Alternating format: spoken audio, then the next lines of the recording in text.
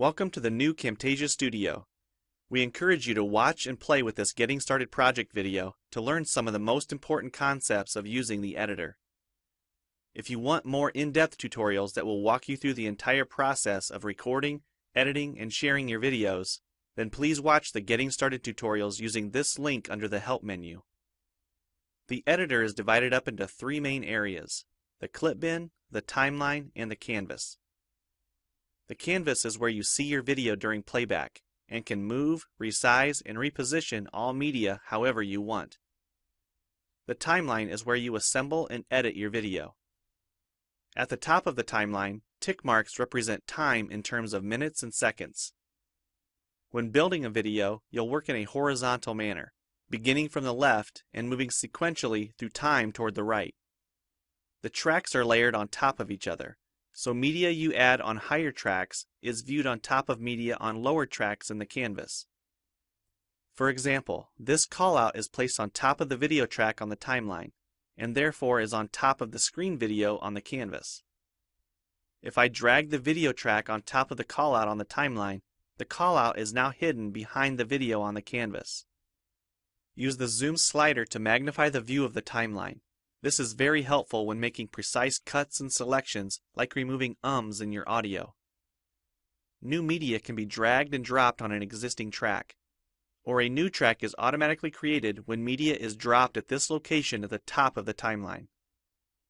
To change the position of a clip on the timeline, just drag it. To change the duration of a clip, drag the edges in either direction. An important part of the timeline is the playhead. To view your video, click play. Notice how the video and the timeline's playhead stay in sync. Click anywhere along the timeline and the playhead moves to that point. To remove a portion of your video, make a selection with the green in point and red out point. Then click the cut button. If you don't want media cut on a specific track, just click the lock icon. If you make a mistake while editing, press Ctrl-Z on the keyboard to undo, or choose Edit Undo. Double-click the playhead to deselect. Next, we'll look at the clip bin in the library.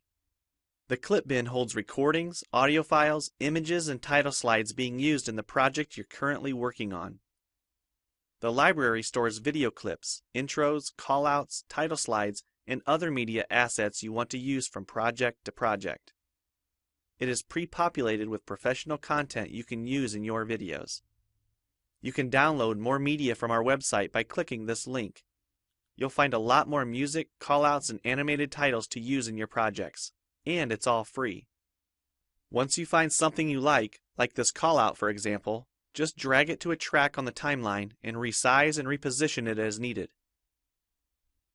Double-click the callout on the canvas to open the Callouts tab and edit the text, or change any of the text properties like color or size. You can find a number of other callouts to use in your projects by expanding the Shapes menu. You've probably noticed the video zooming in and out at times, for example here when it's zooming into the timeline. To learn more about adding and customizing zoom and pan animations to your video, check out the other Getting Started tutorials on our website. We've talked about some of the tabs already, but be sure to explore the others for adding and editing special effects. If they don't all show up as tabs, click on the More tab to explore others, like the speech-to-text capabilities and captions, and the improved quizzing. Also, transitions can now be dragged directly to the timeline and added on top of clips. So we've shown a few ways you can navigate and edit your video. But how do you get content into your video? To make a new screen recording, click the Record the Screen button. If you already have an audio or video recording you'd like to use, click the Import Media button. When you're done with your video project, you'll need to click the Produce and Share button to create a shareable video. Expand this menu to see a variety of presets. We have a new video player that plays back your MP4 video and includes other interactive features like table of contents, closed captions, quizzes, and even hotspots. These features are available when hosting your video on TechSmithScreencast.com or the video and player on your own web server. This player provides playback on multiple devices with just one video, whether it's a phone, tablet, laptop, or desktop computer.